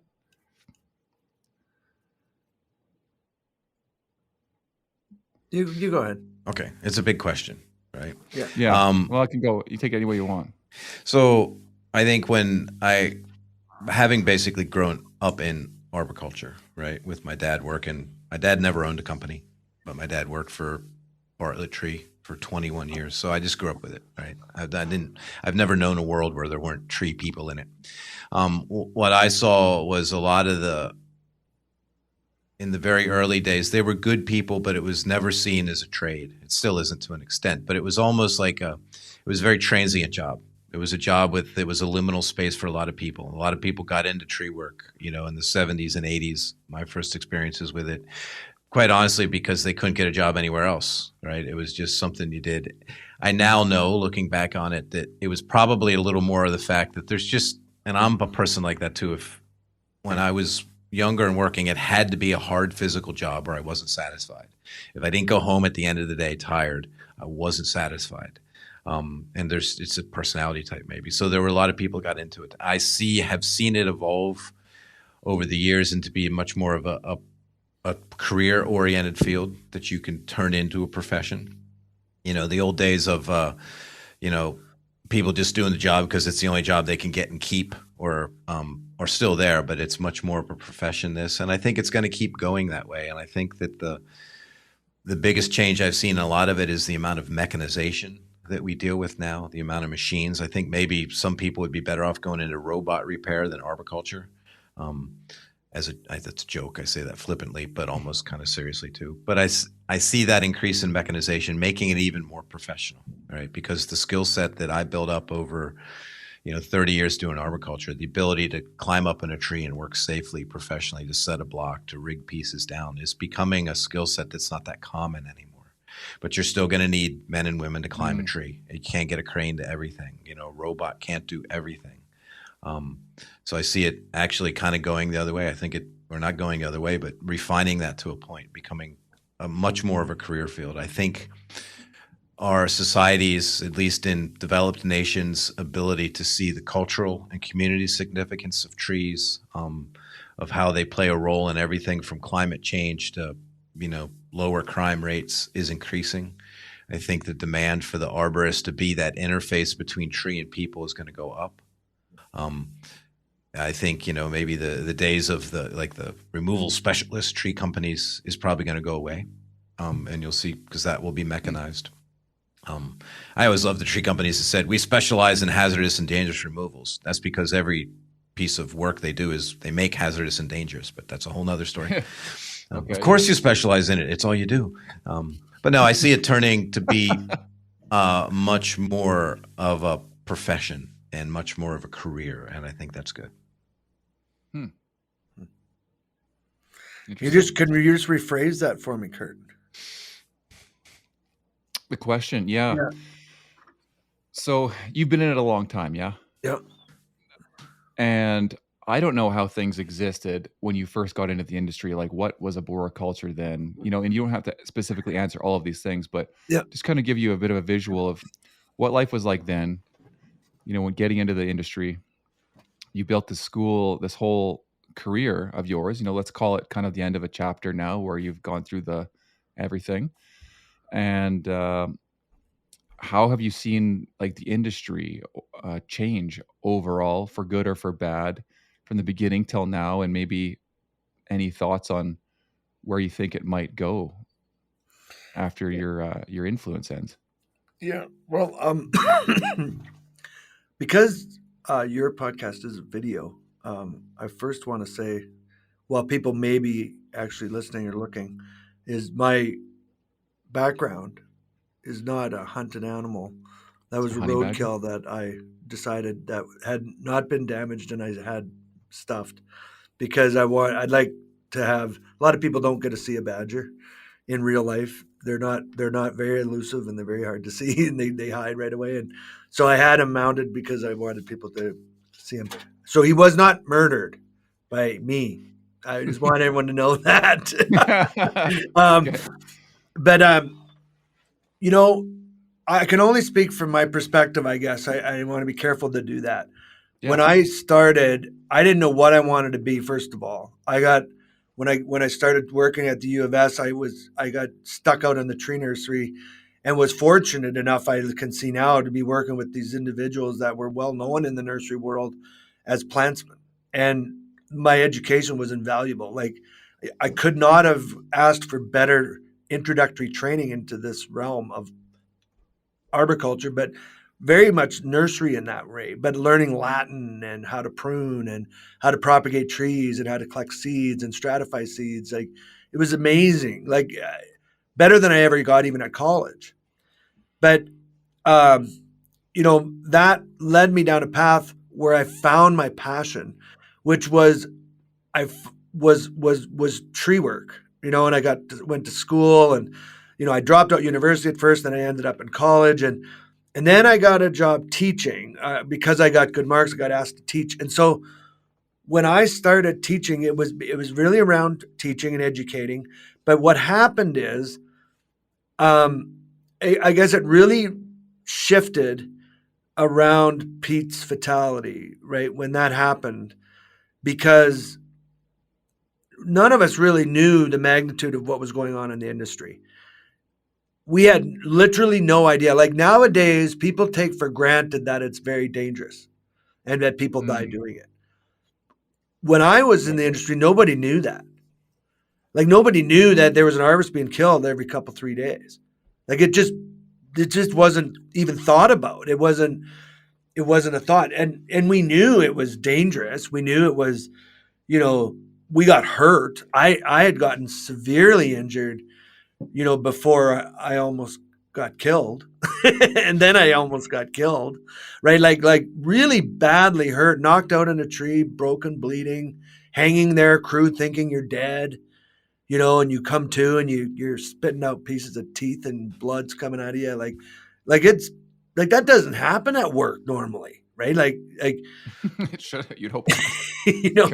So, I've saw beaners and ropes broken and just like, bad stuff. So, even when I started teaching, I wasn't still aware of that responsibility or that concept. When Pete died, I think it was a real renaissance, and I just started dabbling in training. Like I'd started doing training. I was obviously teaching at the college, and I was starting the Arborist diploma program there, a real passion around teaching about trees, which is what it started as. But it shifted into a passion of teaching about being safe working in trees. And what I've seen is that, like, when we started training, there was no, and this Arbor Master started it in 92, 93. And there was training going on, don't get me wrong, but there wasn't a place where any Joe Blow could just go sit in a park and learn how to do stuff. Now, and it was catalysted on, at that time, the renaissance of some old tools that a couple guys had really refined, like Bob Weber and Ken Palmer particularly, who like showcased how throwline really was a valuable tool by winning the international championship in a way that no one ever seen throwline used effectively. And then introducing other tools and equipment, and controversy about how they begged, stole, and borrowed that and everything else. But nevertheless, there was a technological renaissance that was beginning in the early 90s, late 80s. And so all of a sudden people were wanting to learn these skills. And it really was born out of the competition. That's how I got exposed to it. And then when they formalized that training program and they actually laid it out into a stepped process where people could go and sign up and take, we were running, Nance and I were doing some year-end stuff, and we found a binder of all the courses we did in, I can't remember what year it was. There was like 12 or 16, I think. And we thought we were just kicking it. And it was me and that was all it was. And we were training in Ontario and BC and Alberta. That's it. And, compared to what we do now, and this is getting to answer your question, it's come from training and education was something that kind of was done, but it wasn't really easy to access. Some colleges had it. When I went to college, there was no specific arboriculture training. It was one class as part of, and then I was fortunate enough to be able to develop an actual 2-year diploma in it that ran for almost 20 years and now runs as a certificate that the college has downgraded due to financial constraints and so on. But it's still there, at least. You've got the apprenticeship program didn't exist when I started in the industry in Ontario. BC's tried to do one. It hasn't really worked for whatever reason. But nevertheless, there is training happening. You can go online and find a course. Now there's a new competitor offering training like what we do in Vancouver for the first time. We've been in business 25 years, and now you have someone saying here, they're just advertising open enrollment courses. That when we did it, nobody did it, and up until now, only recently, nobody else has done it either. So which is good. Competition always strikes a slight amount of fear in anything, but in reality, it's just a sign of that things are progressing, and it's a good thing. So the industry, from my perspective, being involved specifically within training and education, is not only is the industry expanding and it's a profession, like Tony said, but you can actually be trained in how to do it safely. And I think that's the most important. Like, I wouldn't even go so far as to say correctly. I think a lot of people think that, we might be so arrogant to think that we know the only right way to do everything. But I would like to say that we do teach how to do it safely. And that's the primary objective. And arborists are still getting killed very frequently. Mm-hmm. And even though it is a profession, it's a profession that you could die doing. And there's not a lot of those out there. It's part of its attraction, to be honest. I think it really is. But that's probably the biggest difference, is the availability to knowledge and education now, which the internet, by the way, has hugely changed. Like, I look at now the student that comes into our open enrollment classes is far further along just because of the internet. Even though they may not have learned how to do things, they certainly know what they don't want to do because they've seen enough crashes and fails online. It's like, oh yeah, maybe there's something to know how to do this stuff because that looked like it hurt, that type of thing. So that's probably the biggest dip, not to mention gear and like the type of, equipment now, what the options that are available, the not just options, but then the technology in the different types of rope, the construction of the rope, the harnesses, the beaners, the hitches, the climbing devices. Your rope runners, the lock jack was like looked at with hairy eyeballs when Hubert started coming. And Hubert said he said, this is, when did Hubert start building stuff? He started ART in, I don't know, 2000 maybe. He swore there'd be the day when he's dead now, but he would say that mechanical devices are going to replace rope on rope hitches. It's only a matter of time. There's no question that that's what will have to happen. And we're not there. They're not replaced, but look at how many are available now. And he made the first one, right? I just got to see that and know that person and be part of that. And he predicted that back then and wasn't far off. And I think it may even happen yet and his reason was, he was like you, he came from a background of firefighting. And because there's so many variables that exist with rope on rope and potential for failure and so on, and mistying and all of that, which is also what makes it so cool. But he said we need to have more assurances that it's going to function the way it's designed, and mechanical can do that, right? And so maybe that, Tony, you mentioned it, mechanization, right? I know we don't traditionally think of a rope runner or a zigzag as mechanization, but really it is. Right? It's mechanizing something that wasn't mechanical and making it that. I don't know that rope will ever be replaced, but rope's a pretty ancient tool. Yeah. And no matter how much technology they have in ropes these days, they can still be cut with one swipe of the handsaw. Yeah. And that maybe that'll be something that'll change. I don't know. Although, you never know. I guess it'll depend on, it's funny. I was talking to Jim Scarra. We had him on the show, and he said there was a time when when every single change in the the ANSI Z133, the standards for tree care operations, had a name or an incident attached to the edit. Like every single change and improvement in there was a result of a death and or near miss or near fatality. And same with the rule book of the ITCC. Every new rule was a result of something that occurred. It's like a stop sign doesn't go up till just reactive. Yeah. Yeah. Well, yeah, but how else do you do it? Yeah. How else do you know what you need to work on until something happens?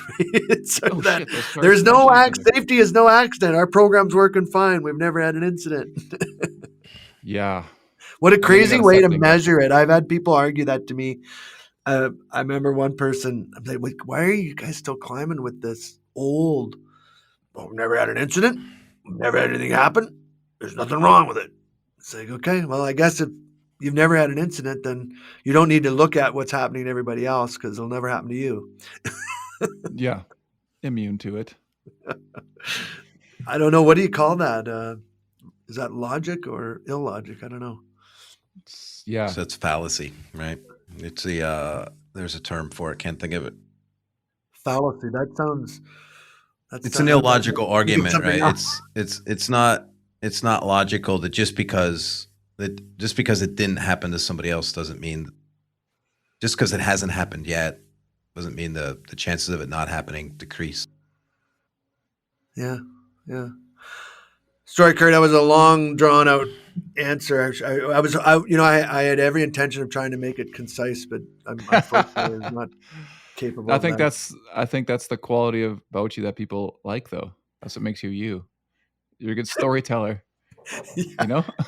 Well, I thankfully some people appreciate it or tolerate it. I think it's like in short bursts.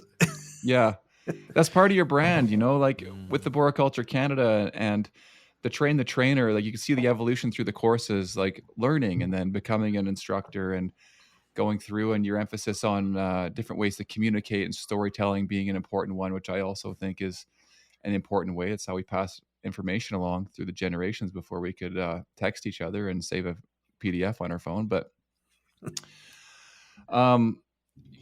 leaving like Arboriculture Canada, as you step away further, like what are your thoughts on that connection that you have, and that sort of what do you call it? Like, it's not like necessarily the vision of the company in that sense, but it's your unique kind of flavor to it and how you do it. Do you feel like you can pass that along to new people teaching, train the trainer, and do you feel like your ripple effect will maintain that core value that makes Dwayne, or are you separating from that, letting that go and allowing Arboriculture Canada and the industry sort of evolve as it wants to or needs to or just does?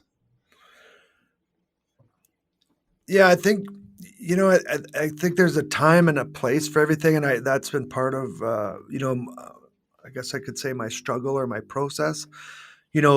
When is the right time? Like, I'm certainly not near dead, and I've got lots of energy and health. So like, should I be? Am I making the right decision? But to be fair, I think in order to answer this, that it makes sense, that there needs to be a little background to it. Like, I didn't end up where I'm at.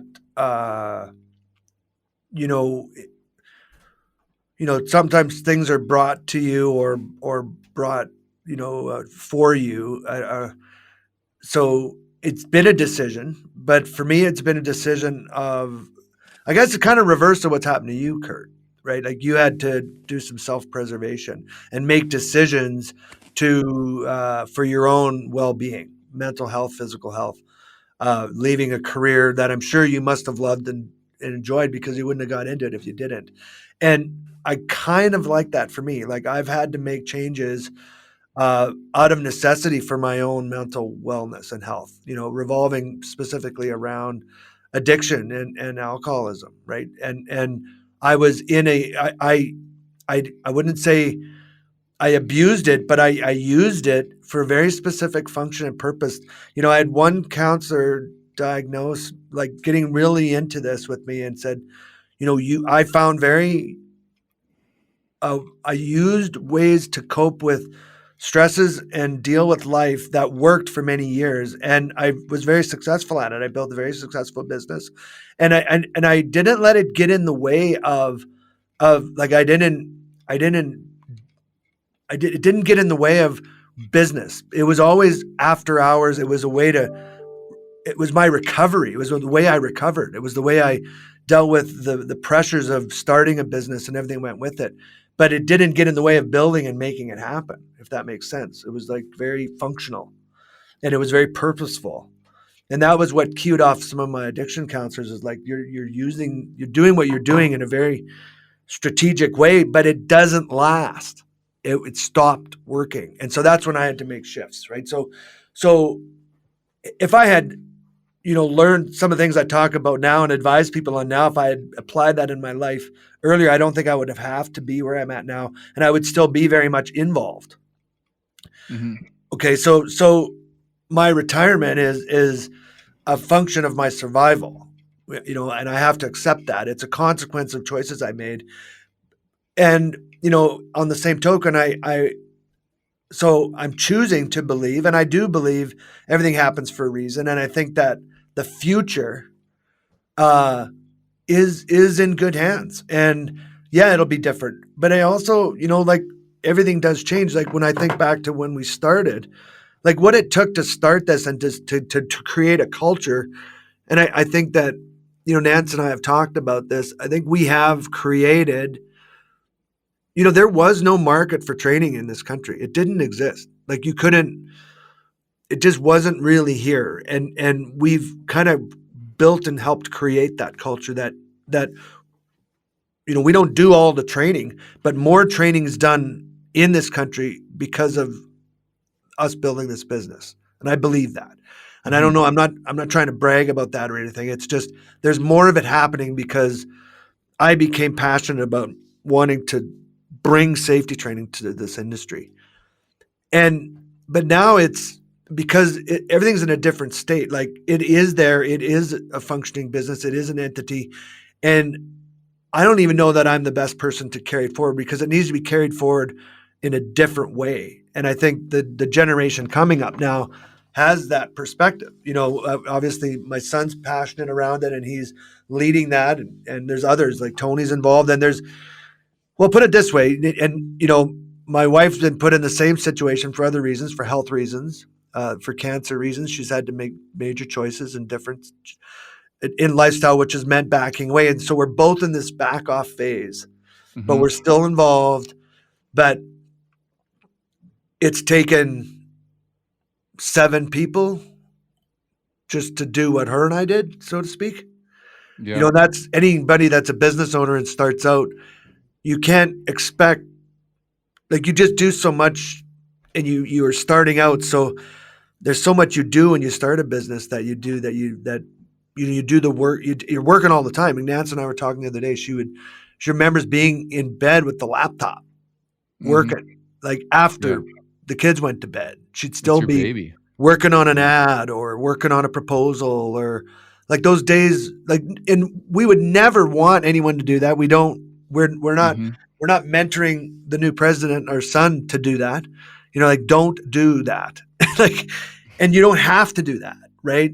We need to build it in a different way. And Tony's part of it. There's just more people, and it, letting that go. That's also, and what I've realized in talking with Andrew, when Andrew and I stepped away from trainer and he was not ready. He's like, man, because we really loves teaching. And I said, we're denying a whole new set of instructors this gift that we have benefited from for 20 years teaching this program. Because, you took it and you appreciated what it did for you. It's one of the most special programs to deliver because you see this transformation in people. And we're fully capable. So the idea was kind of, well, all we'll do is teach trainer because it's such an important program. And then I realized last year, it's like, I'm denying somebody that opportunity to experience what I've experienced for so long. So I'm looking more like, rather than, is it going to be the same? Is it going to continue? How can I help someone, develop it into a rewarding career and experience for them and for others? And also celebrate in that process. Right. So not look at it like I got to walk away from it because it's no longer mine, but like watch it grow in a different way and watch someone else grow. Like watching someone go to a class and teach for the first time, as they evolve into lead roles and so on. And they're now like, I'll sometimes go, remember 4 years ago when you first took the course? And they're like, oh yeah. And now you're the guy at the front, right? It's like, wow, yeah. Being involved in that level. So we're involved as founders, and we're not gone from the business, but trying and passing on, don't work that hard. Like the company is established. It's not being built. It's now built. Now it grows in a different way. And resting in that, so to speak, or not resting, but I don't know what the word is. Anyways. Yeah, you were talking about kind of alluding to like a work-life balance. Like you're saying you don't want to pass it along to, say, DJ to be up at night grinding like that and stressing himself out. And you sort of alluded towards the fact that this has been a lot of work. You're kind of, I don't want to say you're tired, but like you've been there, done that as far as the stress, and it's time to think about things maybe that are more important to you. So what realizations have you had? Like what is better that you're going after now, or reshifting your focus to, compared to just building that business and keeping it going and having your thumb on the pulse all the time? What am I doing now instead? Yeah, what's more important? Well, ironically, I've probably thrusted most of my time into the recovery world, and not just my recovery, but helping others with recovery specifically. And I spend a lot of time. That's what I spend most of my time doing right now. And it's volunteer free, but I help others, experience the recovery from addiction, right? And help with that process, sponsoring them and taking them through steps and processes to recover from those things that people that find themselves there. I haven't, started a rehab or anything like that. I'm not planning to go work at one, but just within my community. And, I volunteer at the prison and I just stuff like that. And I expect I still do I'm still on some boards. I'm on the BCMA board of test committee, and I may be on Tree Canada board of directors. So I'm just doing a different kind of things, and that hasn't. They've only made one inquiry to me. I've been shortlisted, I think, but I haven't officially been asked, so I better clarify that. Sorry, guys, I probably shouldn't have said that. I don't know if that's private or not. Okay. Well, if not, we're back. Yeah. We had to cut something out there. No problem. Okay, but as far as being that kind of mentor, like, you keep that cycle going. You learn something, you get good at it, you're passionate about it, then you teach it, and then you've learned a lot about yourself and getting over some of these addictions and recovery, and you've enjoyed that process and the self-growth. I know from talking to you personally outside of podcasts, you found a lot of value in life around that, and it's nice to see. And I like that you're kind of giving back now. It's not just all about your own specific recovery, but of course it's a never-ending journey, but helping other people. And I would imagine there's probably a laundry list of people just within our industry that are looking to embark on that journey or could use some help, and you're already a bit of a mentor in the tree world. Now, do you find it beneficial, or do you have an attraction towards helping and connecting with other arborists that are on this journey to become sober, or do you almost distance yourself into finding other people from other walks of life to help them with addictions, or does it matter? Yeah, well, right, just because of where I'm at in my journey, like my volunteering and involvement with helping others is specifically to local meeting groups and people, right? I've been asked a few times now, and been approached by other industry people at maybe putting some type of talk or something like that together about this topic, That'd be cool. and just to awareness type of thing, and warning signs. Like Mark Bridge talked to me after a podcast about, he really thinks that there's something to there's a lot of us. This isn't an unfamiliar story in the industry, right? Like it's prevalent in our industry, and people have found relief from addiction and illness, alcoholism in different ways, and some maybe are still struggling. But I that may be coming. That may be something down the road. I haven't quite. Yeah. And when things like this, like what you just asked in this question, it always plants that seed a little bit more, maybe fertilizes it a little bit. That I may be at some point, leveraging my I don't know, reputation or whatever as an arborist trainer into a different realm, and for the sake of helping others. But I don't know exactly where that's going to go. I'm the whole one day at a time thing is big for me these days, and I don't not plan, but I try to let things unfold as they're meant to be, so to speak. And I don't want to not to invade on people's belief systems, but I do believe there's something bigger than us that guides us, and that if we're open to that and have a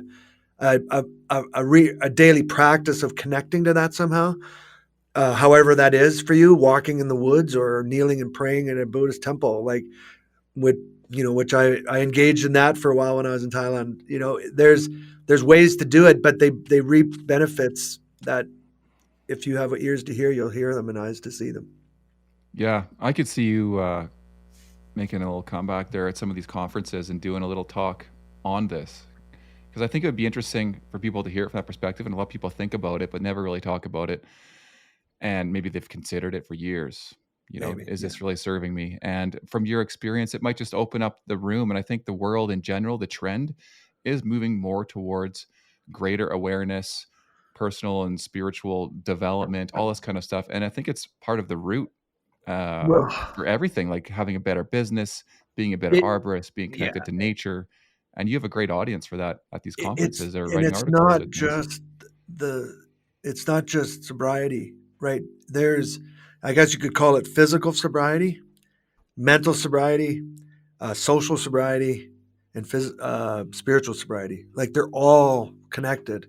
And Tony, was really, when I really started thinking this might be possible, was listening to Tony's talk on stoicism at ISAO. Like, yeah, I remember that. When I went to that talk, I was sitting there thinking, when it was a talk, like I'm expecting a tree talk, right? Like And you didn't talk Yeah. really about trees at all. You talked about leadership and stoicism and leadership, and Flipping the lid. And it's just not even. It wasn't about a knot or a rope or a hitch or a notch or nothing. It's like, yeah. man, maybe there is a place. And that, speaking of your earlier question, that our industry is I think maybe evolving into that, where we're seeing topics like this accepted at the conference. Like, that was a real eye opener for me, Tony, when I listening to you do that talk, and also the importance, which you started hearing talks about with the ergovation when it started to come out, and Dr. Amanda Carpenter not a doctor, but Amanda Carpenter and Ed talking about their stuff with ergonomics and all the health aspect of things.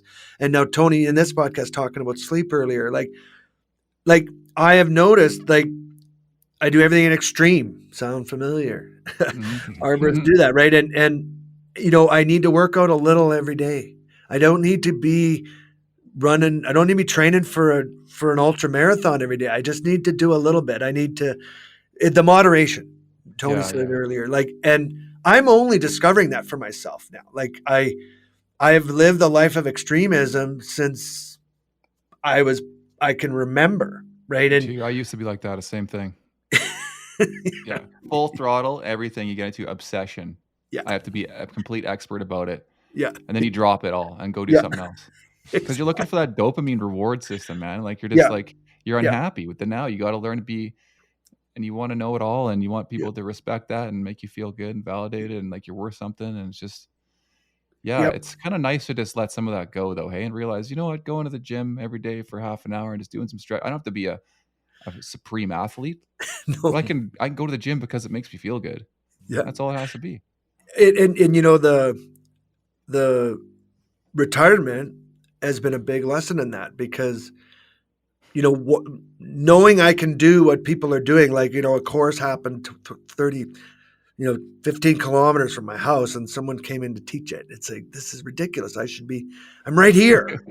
But like, if I were to do that, then I'm not really retiring, right? Like, I have to, it's a very conscious decision-making process, and I'm learning how to think and act and then like respond rather than react. And that's good, man. Good for you. I love watching this happen, this change. It's great. I think it's so cool. I think it takes a lot of courage and a lot of vulnerability to do that. Yeah, well, thanks for asking the questions. And I know it hasn't been put out there publicly like this quite yet, but I guess that's okay too. Oh, and Tony, you're silent all the time. Yeah, no, it's good. It's good. I've listened to some of your podcasts, and I like the way you get people to share, and it's nice. I sometimes get people to do that too, and it's fun. But I'm curious, Tony, the fly on the wall. It's always nice to ask the fly what's going by. What do you make of all this? Well, I was quiet for a while there because my batteries died. So I found another set under the desk here. But, you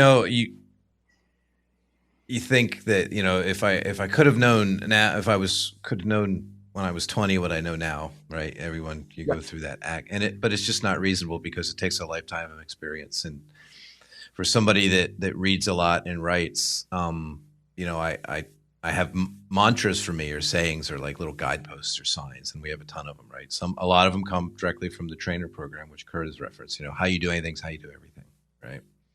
It's just true, right? It's just how you do it. And they occur to you at points in life where you come up with them at certain times. And it's like, one that has resonated for me in the last 2 to 3 years is a quote from a coach, one of my favorite fitness authors, Dan John. One of his coaches, Coach Nussmeier, said, "Little and often over the long haul." Right. And I have found that the things in life that make the most difference are little and often over the long haul. Not that, you win the lottery, that's great, right? Like, or there's not that there aren't points in life where your course changes, but the things that really affect you, the things that really make a difference, are little and often over the long haul. So you don't have to, fitness is like that. Like, you don't, unless, if you're a professional athlete, you're a professional athlete, right? But for most people, a little bit of exercise, often, all your life, right? Yeah. So that it's things like that make the difference. And it's like, if I'd have known that when I was 20, it was not possible because I needed 50 years behind me to appreciate it. Because even if you'd have told me, I wouldn't have believed it. It wouldn't have resonated. It wouldn't have meant anything because I had no comparison of experience. So now I see, the training career and everything now is my opportunity to say those things, understanding that when I train, maybe a 28-year-old me, in another itineration, that they just need to hear it. It might take 20 years for it to take root, but I have to plant the seed. Right. Yeah. And because maybe somebody planted that seed for me. So now it's my turn to plant that seed. And there were plenty of things like with the health and the wellness and arboriculture was never even a consideration of my father's day and even my older brother's day of like starting a business. Like you didn't even think of it, right? You slept when you had to, right? If you could have worked 24/7, you would have. Because the 50-year-old 2x4, the 50-year 2x4. Because, that's how we gauge success, right? The harder we work, the more successful we must be. But it's just not true, right? It's not a sustainable measure for success. And it doesn't mean I know a lot of people that are really busy, but they're not successful. And you have to define success and look at it that way. So now I see it as planting those seeds. Yeah, I like that. I think of you, Tony, as like this. You're the next evolution. Like you're the wise one that I know can't speak for Dwayne, but at least me. That I hope to get to that point. Where you're more of like a listener. And I don't know how you were when you were younger. If maybe you were a little more, extroverted or whatever you want to call it, or had to interject on these conversations or not. I don't know, but it's so easy to get wrapped up in it and trying to figure it out. But eventually I think you go around this whole circle of this personal development and trying to figure things out. And you get to a point where you kind of settle and realize that things are just the way they are. Like you allude to a lot of that, and you can just sit and listen, and you can listen to like some people like me and Dwayne just going and trying to figure it out and talking all about it. And you have, you may not have the desire to even come in and share your opinion because you just watch us as if we're figuring it out for ourselves and we're at our place on our journey. Like you have that greater perspective to you. And do you think you've always had that? Have you always been that quiet and let people just kind of do their own things and not share too much of your opinion? Or do I just not know you? I mean, I'm only know you from very short stints. But my tendency is always to be observant. I'm very introverted. Some people that, if you only see me in a training or a speaking situation, you would say that's not true, but it's very true. I can be an extrovert when there's value to it. Like many introverts, it's possible. I've always been that. And some of it's, and there are points in my life where it served me very, very well. There's points in my life where it's not served me very well. But what was sort of a watershed moment for me is in my early 20s, coming out of when I left the military and just having to learn to deal with life as an adult and dealing with all that stuff that I started to adopt. I started on a journey of self-discovery and started learning certain things. My background's in education or in philosophy. My education's in philosophy. And I was looking for something at that point. And I adopted a lot of beliefs and systems, a lot of stoicism to an extent, and a lot of those things. And I just integrated them into my life, and I didn't think about it. The watershed moment for me came maybe 6-7 years ago when some people in the industry, Dwayne being one of them, and other people that I was working with at the time, became aware, and I started to make a little more public some of my philosophical beliefs, the way I see the world and the way I move through this world, and have tried to be a better person and a better arborist. And they brought to light that, that would probably help other people too. It just never occurred to me that other people could get benefit from it. So from that, I decided to start to share some of those things. And the part of it too is I was just tired of talking about knots and carabiners and shiny things. There's only so many things you can say on a climbing hitch. There's only so many articles you can write. And it started to wonder, it's like, am I really making a difference here by saying this again? And I thought, no. So let's talk about something different. Let's talk about health, right? Let's talk about, physical well-being. Let's talk about leadership is a huge part of it, right? How many accidents or incidents in this industry happen because of poor leadership? The whole sleep presentation we started talking about is part of that, right? How many accidents or incidents happen because somebody just didn't get enough sleep, and they haven't for the last 7 years because they gauge their success on how busy they are, right? So it just that's where the root of it is. Whether it works for other people or not, I don't know. All I can tell you is my story, right? And from my perspective. I think the right people will hear it at the right time too. And I think we're doing a disservice by withholding some things that we've learned and these life lessons, that may not come in a textbook necessarily, and they may not resonate with everyone. Everyone has their own journeys and things too, but I think we all need to share those things that we've learned, not hold them in, and then it's up to the listener and the person to pick and choose the highlights that work for them at the right time, I think, as they evolve on their journey, and hopefully share what they've learned with others as well. Yeah, it's like Scott Prophet. Scott Prophet always say, "Don't spill your candies in the lobby." What does that even mean? I don't know what that means. It means don't spill your candy in the lobby. You won't have any peanut butter cups left. But part of this, is that just something that you say? Part of this podcast journey for me too has been an opportunity for me to learn to listen to hear, not listen to respond. So as a personal pursuit in my own personal development and professional development is to train myself to listen to hear, not to listen to respond. So the podcast has been an opportunity for me to practice that. And I don't know if I'm good at it yet. And I think many times when it happens, like the electronic medium's a bit forgiving because we're used to that pause in communication. But I've noticed myself, I was at Arbor Expo last year, like a year ago, March. It was probably the first time that I'd went out into, had a public speaking. But anyway, I'm talking with people and there would be these long pauses, which for me was just listening to hear, not listening to respond. And I think people started to think I was a little bit dim because I just seemed slow, but I don't mind. Think I'm stupid. It's fine.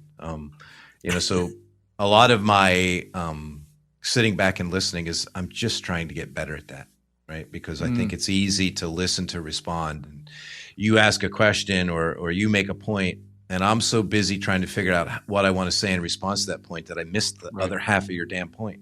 And maybe that was the better half of the point. Mm-hmm. So I've been trying to train myself to be better at that. I'd like to do that as well. That's I think that takes some maturity and some experience to kind of, like you said, build upon all of those things beforehand, before you get to that point and realize that sometimes receiving and just thinking about, and just hearing it for what it is just as important as providing your opinion. But it's staying in the moment, trying to stay in the moment. I had a meditation I listened to. I've listened to it a few times, and he mentions in it, it's a breathing meditation, just in and out breath, just breath, which is weird, but how it's fundamental. Like, and we don't, it's somewhat involuntary. Like you can't hold your breath till you die. Like your body will take over. But the moment when it was a defining present, when are you actually in the present? And he said, it's the time between your inhale and your exhale. That's as defining a moment as tight as it can possibly be. Like, because you're actually there. You've just inhaled, but you haven't exhaled yet. That's the moment, because the inhale's past and the inhale's past, and the exhale's in the future. So you're in this moment. Talk about narrow window, right? But being in it, like when you think of that breath meditation, and those are your moments, like. And it's quite fascinating when you focus on the feel of your breath going in, the sensations through your nostrils, your lips, your lungs, filling, the expansion, thinking of that, and, perhaps pausing while it sits, feeling what it's doing in your body, and then letting it go, feeling the sensation of that, and then maybe pausing for a second after that and the sensation of that. And just doing that repetitively, it draws you into a very focused present state. And it's one of the first fundamental things in Buddhism is your breath. It's breath, but that's what Tony's practicing there is staying in the moment, which is, ADHD and those of us that are, everything all at once, let's go till we burn out. And then next, that's tough. And it's a discipline, right? It's a daily, you have to pay attention to it. Right. And, but it's like, I really like what you said, Tony, about the little bit all regularly, right? Or whatever, to that effect. Little Like, and often over the long haul. that's it. Yeah, there's like huge wisdom in that, and even as, and it's all connected. Getting right back to the talking about how to care for the trees and a customer.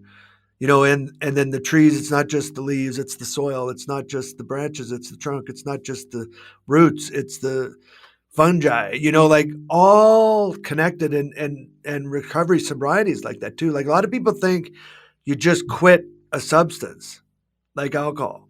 Well, like that's only the start. Like that in order to start working on why you did that, you just have to stop to just start. But then there's all the other reasons. Like, I never had a problem with drinking until I stopped. Yeah.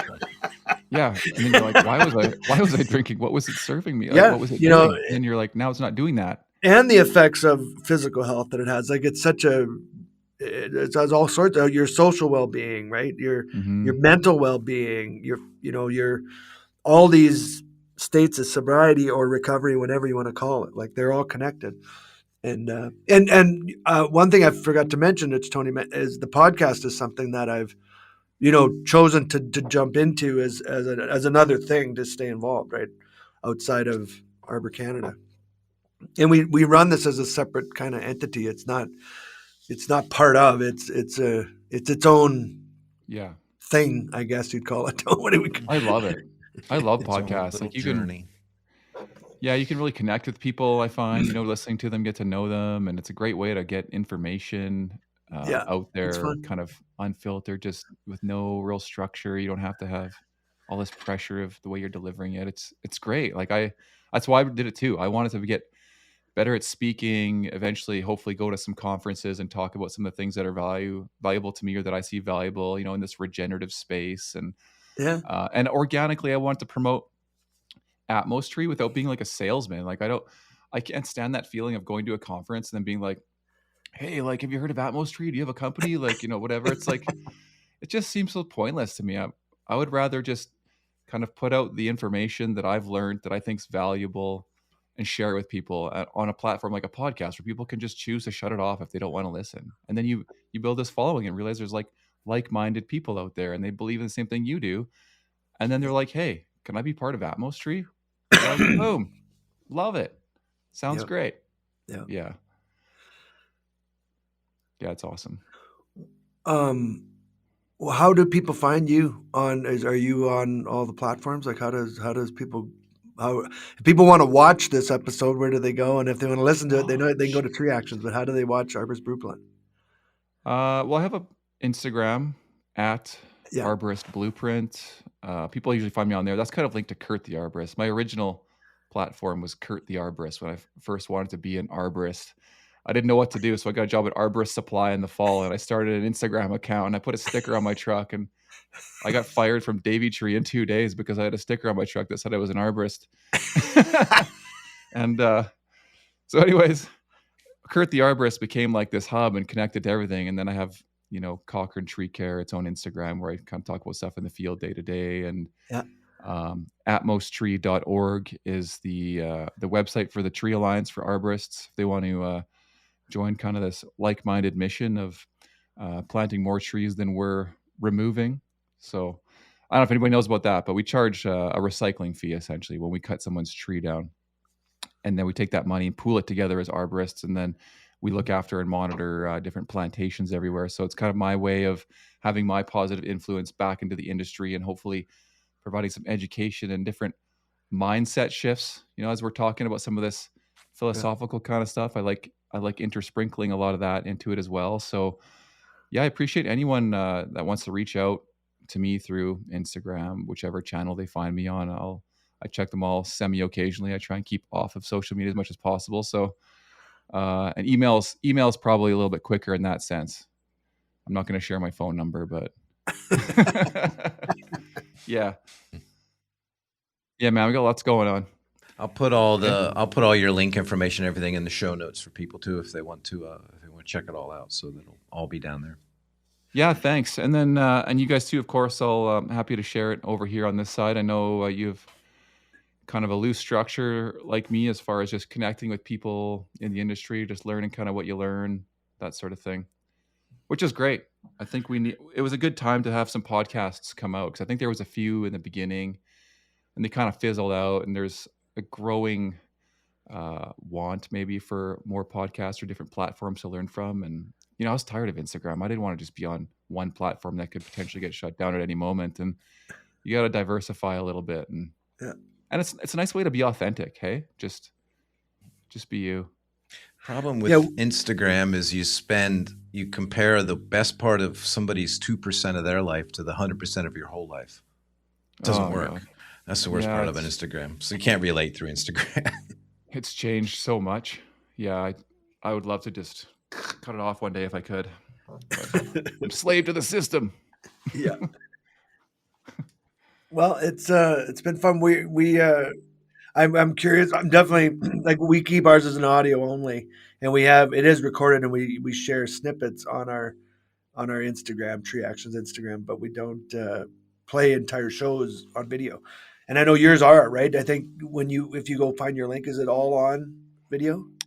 Yeah, I upload video, so you could watch it in video or audio. I think from Spotify, like, you can automatically use their platform to choose it that way. Or on YouTube, again, both audio or video, depending on whether you go through YouTube Music or the actual YouTube platform. Yeah, and I put all the clips, just like you guys, on Instagram, so we can collaborate on those reels as well. Yeah, I think it's good. Yeah, awesome. Oh, and I forgot to mention, Dwayne, I was talking about Atmos Tree right there. I don't know if you know, but I just wrote some articles that are going to get released in the next newsletter when I get around to putting that out. But for 2024, we take the proceeds from the Alliance, from all everybody's contributions, like the extra money, and planting 2-to-1 for Arboriculture Canada. So I appreciate you coming on board with a bit of a partnership there. Yeah. But we're going to plant 790 trees that were being replaced 2-to-1 from trees removed during all of your training courses. Wow. Across Canada. Yeah. Man, that's a lot. We cut a lot of trees down. Yeah, that's a lot. That's a little more than I thought. I was like, oh, dang. Okay. So anyway. Yeah, well, we do a lot of chainsaw training. Yeah, apparently. And that's just the ones that got reported. You know, like, what if somebody forgot a couple here and there? Yeah. Which, I mean, we're humans, and it was a new program. No, we didn't forget any. Yeah. But at least there's some going in. So yeah, that's awesome. Thank you. Thanks to you guys for that. And kudos. You're welcome. Cool. All righty. Well, it's been great, Kurt. Thanks for chatting with us. Do appreciate it. Thank you. Yeah, thanks, Kurt. And good luck getting over your jet lag. It sounds like you got her beat. And just barely there. We'll have to chat another time about your time in Thailand. Yeah, sounds good. Always. We always reserve the right to bring people back onto the show, because eventually we're going to run out of people that want to talk to us. So we'll have to recycle. Yeah, and then I'll eventually just be like you guys and me, and just have 2 podcasts with the same conversation over and over again. Exactly. But that's all right.